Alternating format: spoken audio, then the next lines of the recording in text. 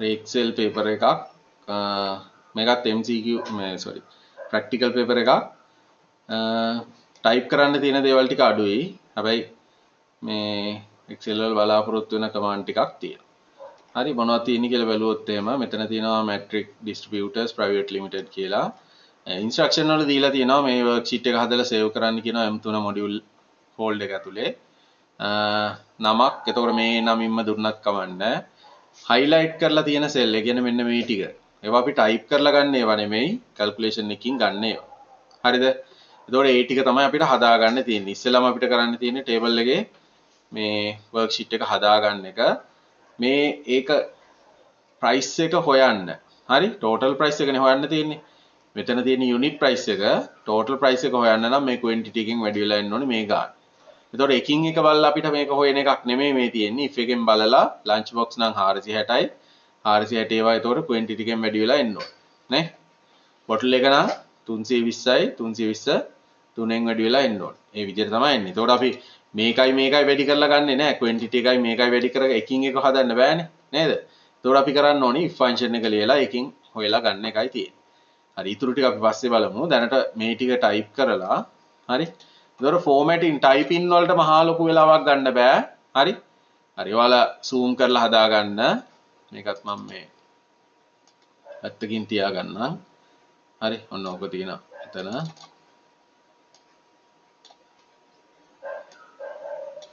හරි ඔය ටික ඔය පැත්තේ තියමු. අපි මේ පැත්තේ මේ ටික type කරමු.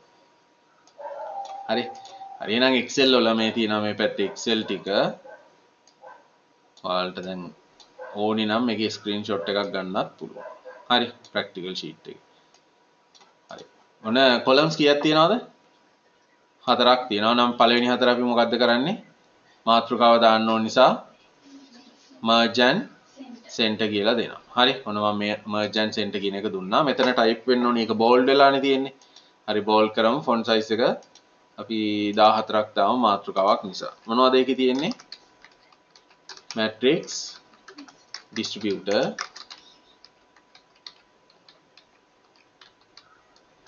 private limited කියලා තියෙනවා. හරි ඊට පස්සේ මාතෘකා ටික තියෙනවා මොකද්ද? item number එකයි ඊළඟට item එකයි quantity එකයි total price එකයි. හරි ওই ටික තියෙනවා. මේ ටික මාතෘකා මොකක්ද වෙන්න ඕනේ? bold වෙලා තියෙනවා. මේක නම් center කරලා නැහැ. අපි center කරමු කොකටත්. හරි ඊට පස්සේ item ටික දාගෙන යමු. මොකද්ද තියෙන්නේ පළවෙනි එක? L 0.12 ඊට පස්සේ B 0.18 තියෙනවා. ඊළඟට L 0.12 0.24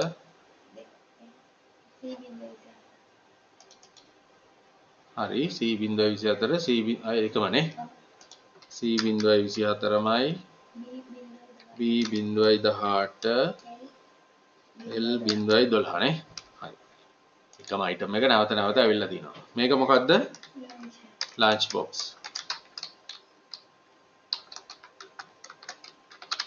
හරි ඊට පස්සේ bottle lunch box බලන්න L අකුර type කරනකොට වෙනවනේ. එතකොට ඒක enter කරන්න. හරි cup ඊළඟේ C එක ගහනකොට එනවා enter කරා. bottle B ගහපුවම enter කරා. lunch box. හරි දැක්කද? එතකොට Excel වල ඒකත් පාසු ගමන්නේ. ඒක type කර ඉන්න එපා. ඒක ආවම ගන්න. quantities ටිකක් දාගෙන යමු.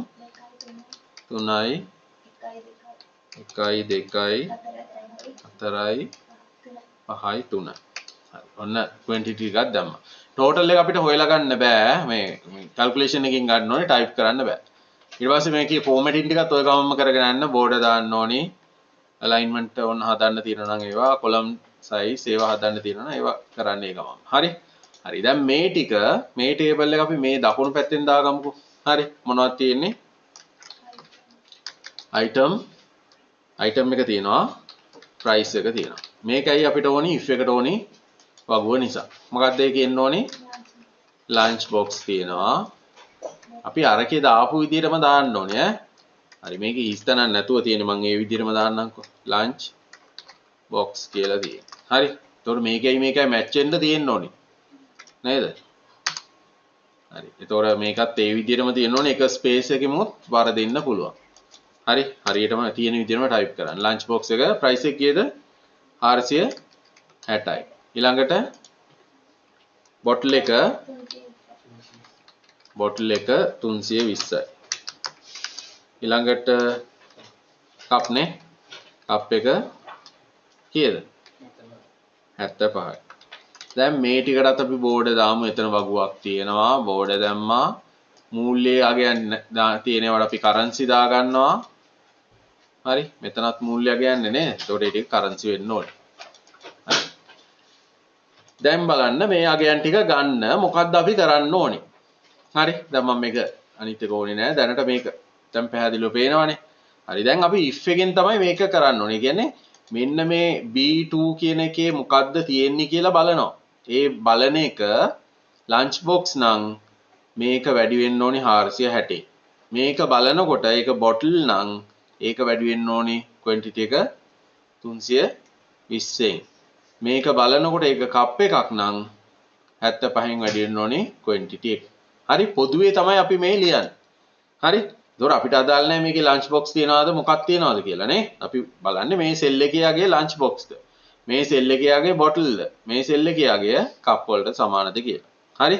හරි එහෙනම් අපි බලමු if එක ලියන්න. මොකද්ද ලියන්නේ එහෙනම් if එක ලිව්වා. වරහන් ඇතුලේ මොකද්ද අපි චෙක් කරන්නේ? B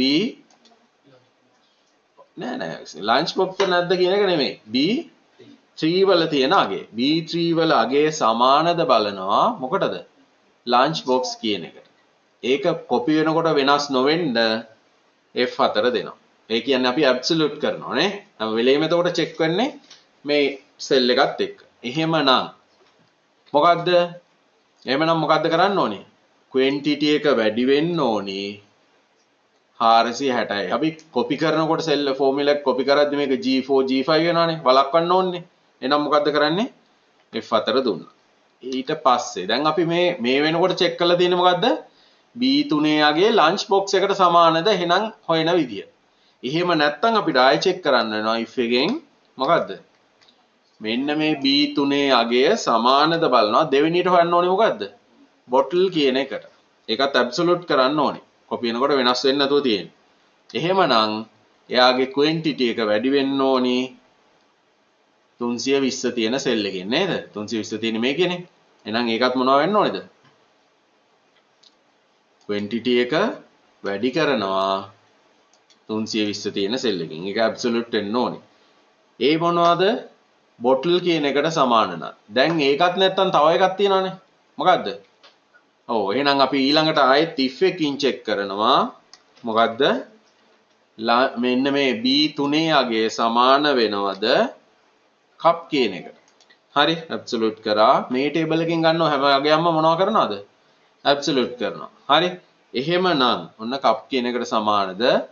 quantity එක වැඩි වෙන්න ඕනි කීයෙන්ද? 75 තියෙන එක. ඒ ටේබල් එකෙන් ගන්න එක ඇබ්සොලූට් කරා. අයියේ නියතව තියන්න ඕන නිසා. එහෙම නැත්තම් හරි එහෙම නැත්තම් අදාළ එකක් නෙමෙයිනේ අපි 0 දාමුකෝ. හරි. දැන් තියෙන්නේ 3යිනේ නේ. හරි. හරි ඔන්න if function කීයක් තියෙනවද? 1යි 2යි 3යි. වරහන් ක්ලෝස් වෙන්න ඕනේ 1යි 2යි 3යි. කළු එකෙන් පටන් ගත්තා කළු එකෙන් ඉවරයි. හරිද? ඔන්න දැන් ආවා 920ක් කියන්නේ ලන්ච් බොක්ස් නේ 460 ඒවා කීයක්ද? දෙකක් ගුණ වෙලා වෙලා තියෙනවා 920 කියලා. දැන් අනිත් ඒවාට අපි මේක ලියන්නේ නැහනේ. අපි ලිව්වේ පොදුවේනේ. ලන්ච් බොක්ස් උනත් බොටල් උනත් කප් උනත් තමයි හොයන්න ලියලා තියෙන්නේ. එතකොට අපි මේක කොපි කරනවා මේ පහළට. හරිද? හරි දැන් ආයෙ ඕනනම් බලන්න. අපි මේ ලියපු එක මෙතන තියෙනවා. හරි? හරි. මොකද්ද බැලුවේ? B3 කියන්නේ මේකනේ. ඒකේ යගේ සමාන වෙනවද මේ ටේබල් එකේ ලන්ච් බොක්ස් කියන වචනෙට. එහෙමනම් quantity එක වැඩි වෙනවා ඒකේ price එකේ. එහෙම නැත්නම් B3 යගේ බලනවා bottle කියන වචනේ තියෙන තැනට. එහෙමනම් C3 quantity එක වැඩි වෙනවා 320 තියෙන සෙල් එකට. එහෙම නැත්නම් check කරනවා B3 යගේ සමානද cup කියන වචනෙට. එහෙමනම් C3 වැඩි වෙන්න ඕනේ 75 තියෙන සෙල් එකේ. එතකොට මේ ටේබල් එකෙන් ගන්න හැම එකක්ම මොනවා කරලාද අරන් තියෙන්නේ? absolute cell reference එක තමයි අරන් තියෙන්නේ. ඇයි ඒ? copy වෙද්දි වෙනස් නොවි තියෙන්නේ. හරි අපි ඇබ්සලියුට් නොකරත් මොකද වෙන්නේ මේකට එනකොට F3 ඊළඟ එකට යනකොට F4 වෙනවා මේ දැන් B4 උනේ B4 උනේ අයියේ මේකේ B3 කියන එක ඇබ්සලියුට් කරලා නැහැ ඒ නිසා මේ සෙල් එකට යනකොට B4 වෙලා හරි මේකට යනකොට ඒක B9 වෙලා හැබැයි F3 කියන එක කොහෙවත් වෙනස් වෙලා නැහැ ඒ අයියේ ඇබ්සලියුට් කරපු නිසා තේරුණාද හරි ඔන්න මේක තියෙනවා ඕනනම් ස්ක්‍රීන්ෂොට් එකක් ගන්න පුළුවන් හැබැයි එහෙම නෙමෙයි මේ ස්ක්‍රීන්ෂොට් එකක් අරගෙන ඔයාලා ඒකම ටයිප් කරනකොට මොකද වෙන්නේ හිතලා කරන්නේ නැහනේ ඒක අයින් කරමු හරි ඒ නිසා කල්පනා කරලා මොකද කරන්න ඕනි කල්පනා කරලම හදන්න මේක හරි හරි if function එක දන්නවනේ හැමෝම හරි දැන් අපි බලමු ඊළඟට මොකද්ද මේකේ කරන්න තියෙන්නේ අපි total price එක හොයලා තියෙනවා දැන් මේ පහලට ආයෙ අරන් තියෙනවා මේ බලන්න මේ ටික merge කරලා අරන් තියෙනවා මොකද්ද gross total price එහෙනම් ඔන්න මම ඒක merge and center කරා මොකද්ද දෙන්නේ මොකක්ද දෙන්නේ gross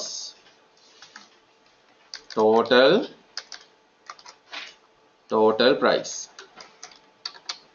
කොහොමද ඒක හොයන්නේ මේ උඩින් තියෙන වගේ එකතු මේකත් අපි currency එකක් දාමු accounting හා currency හරි දාන්න පුළුවන් කොහොමද ගන්න එහෙනම් මේ ටිකේ එකතුව ගන්නෙ sum එකකින් ගන්න පුළුවන් මේ තියෙන්නේ sum එක දුන්නාම ඔන්න cell range එක හරි enter කරා හරි එතකොට දෙවෙනියට මේ cells ටික merge කරා මොනවද අපි ගන්න ඕනේ මොකද්ද ගන්න ඕනේ ඔව් VAT එක ගන්න ඕනේ හරි අපි ඒකට දාමු VAT 12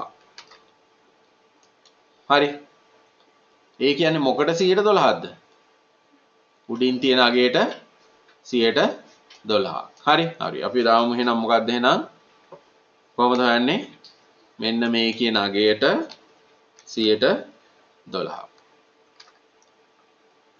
692.740ක් ආවා හරිනේ මේ උත්තරය ඇවිල්ලා තියෙනවානේ highlight කරපුව අපි type කරලා ගන්නෙ නැහැ calculation එකෙන් ගන්න මේකත් අපි merge and center දුන්නා මොකද්ද එතන තියෙන්නේ net total price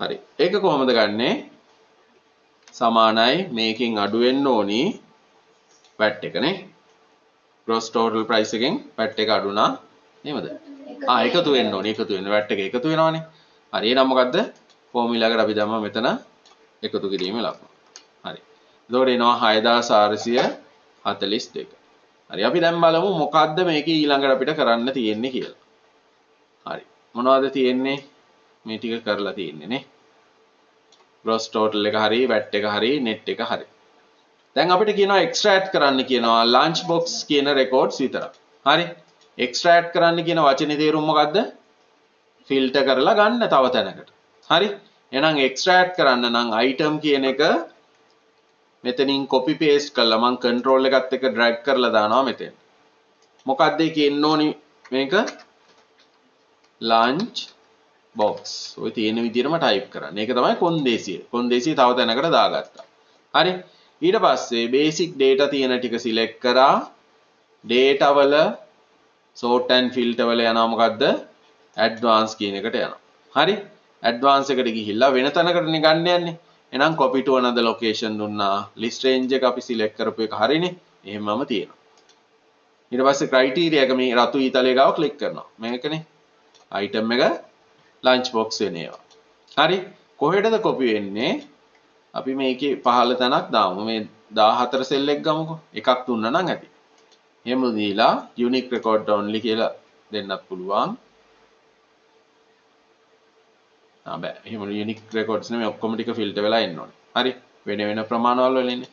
හරි. දැන් බලන්න lunch box කියන එකෙන් ගත්ත ටික විතරක් sales ටික ඇවිල්ලා තියෙනවා. හරි. ඔයාලට කිව්වා නම් අපි තව එකක් ගමු මේකට. lunch box වෙන්නත් ඕනි quantity එක 3ට වැඩි වෙන්නත් ඕනි. එහෙම කිව්වා නම් මොකද්ද කරන්නේ? ඔව් lunch box එක හැමම තියෙද්දි quantity field එකත් මෙතෙන්ට අරගෙන මෙතන දෙනවා විශාලයි හෝ සමානයි 3. දැන් criteria range එක වෙනස් වෙනවා නේ. අපි එහෙමත් දීලා බලමුකෝ. කොහොමද යන්නේ? advanced filter එකට ගියා copy to another location list range එක හරි මේකමයි. criteria range එක දැන් මොනවා වෙනවද? වෙනස් වෙනවා. හරි. මෙන්න මේ දෙකම එන්න ඕනේ. හරි. copy to එක හරි එතනම ගමු අපි. හරි. ඒකම දීලා ඕකේ කරමු. ඉස්සෙල්ලා රෙකෝඩ් කීයක් ආවද? 3ක් ආවා. දැන් ආවේ රෙකෝඩ් 2යි කොන්දේසි 2ක් දැන් තිබ්බා. හරි. අපිට පේපර් එකේ එච්චර දෙකක් නැහැනේ එකයිනේ තිබ්බේ. මං අන්ඩු කරන්න. හරිද? හරි නැතවම තියමු. හරි ඊළඟට මොකද්ද කරන්න කියන්නේ?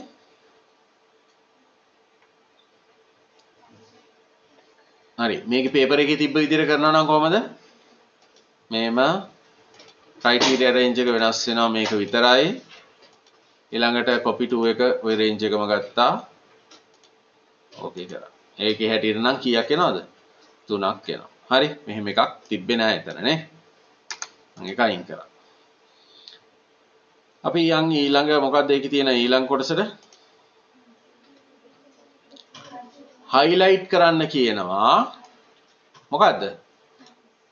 total price කියන එකේ ඒවා red color වලින් those are greater than or equal to 500.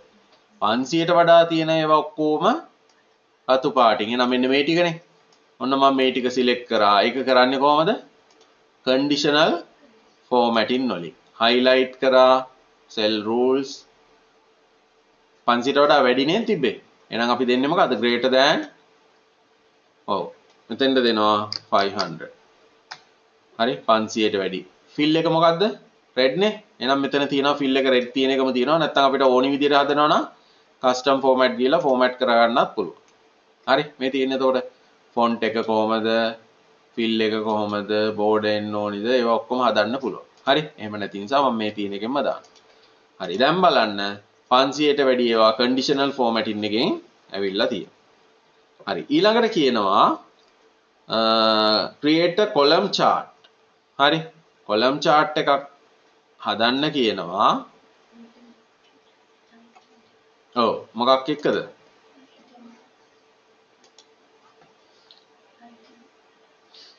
item එකයි price එකයි පෙන්නන. එහෙනම් item එකයි field name එකත් එක්ක select කරා. මොකද්ද? total price එක නේ. හරි එහෙනම් ඔන්න මම shift එකත් එක්ක sorry control එකත් මොකද්ද? filter කරපු එකෙන්ද?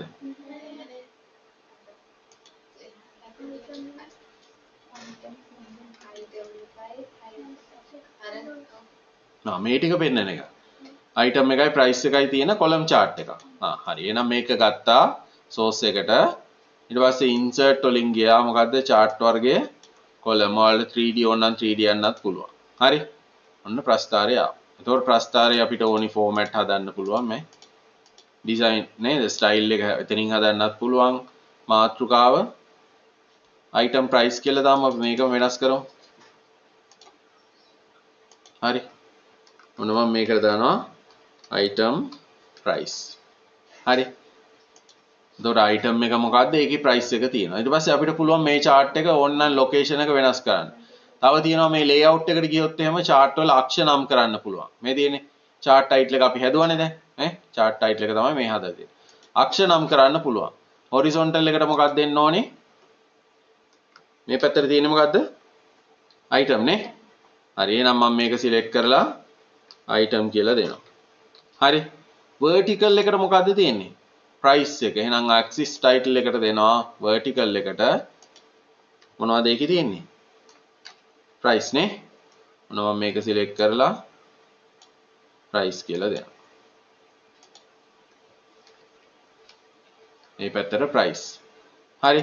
තව මොනවද හදන්න පුළුවන් නේ? legends කියන්නේ මේක මේ පාටින් නිරූපණය කරන්නේ. කොයිද ඒක bottom එකට යන්න ඕන නම් ඔන්න මම bottom දානවා. ඊළඟට data label. හරි. කීයද හරියට මගේ මේකේ පෙන්වන්න ඕනේ. එහෙනම් මම show කියලා එක දුන්නා. දැක්කද? lunch box එක නම් 460. දැන් මේක පෙන්නනවා. මේකේ පෙන්නනවා. හරි. හරි ඊට පස්සේ තව මොනවද ඒකේ හදන්න පුළුවන්? data table එක ඕනනම් පෙන්වන්න පුළුවන්. show data table දුන්නොත් chart එක අඳින්න ගත්ත ඒවා පහලින් පෙන්නනවා. හරි. හරි. ඊට පස්සේ ඔන්න ප්‍රස්ථාරේ හරි. තියෙන තැන අපිට ඕනනම් මාරු කරන්නත් පුළුවන්. අපි මේක move කරමු sheet එකකට. හරි sheet එකේ නම දෙනවා මොකද්ද? total price chart. හරි දැන් ඕකේ කරොත් එහෙම අලුත් sheet එකකට යනවා. ඒකේ මේ ප්‍රස්ථාරය තියෙනවා. දැන් අපි හිතමු මේ ටික highlight කරන්න හරි fill කරන්න හරි මොනවා හරි ඕන වුණොත් මම මම shape fill එකක් දෙනවා. අර කියවන්න ලේසියි. එතකොට මේ දැක්කද? හරි. දැන් මේ වගේ ඕනනම් colors වෙනස් කරන්න ඒවා ඕන එකක් කරන්න පුළුවන්. chart area එක වෙනස් කරන්න. අපි gradient fill එකක් දාමු chart area එකට. හරි. fill එකේ color එක වලට දාන්න පුළුවන්. presets colors තියෙනවා. ඕන එකක් හදලා දාන්න පුළුවන්. හරි. ඊට පස්සේ මේ wall එක අපිට ඕන නම් format කරන්න පුළුවන්. solid එකක් දැම්මොත් එහෙම මේ color එක. හරි. මේ column වල color විතරක් තනි තනියෙන් මාරු කරන්නත් පුළුවන්. හරි. ඔන්න මම ඒකෙත් fill එක දෙනවා. අපි texture fill එකක් දෙමු. හරි. ඔන්න මේ column එකට මේ texture එක. මේ column එකට fill එකට ගියා. ඒකටත් texture එකක් දෙනවා.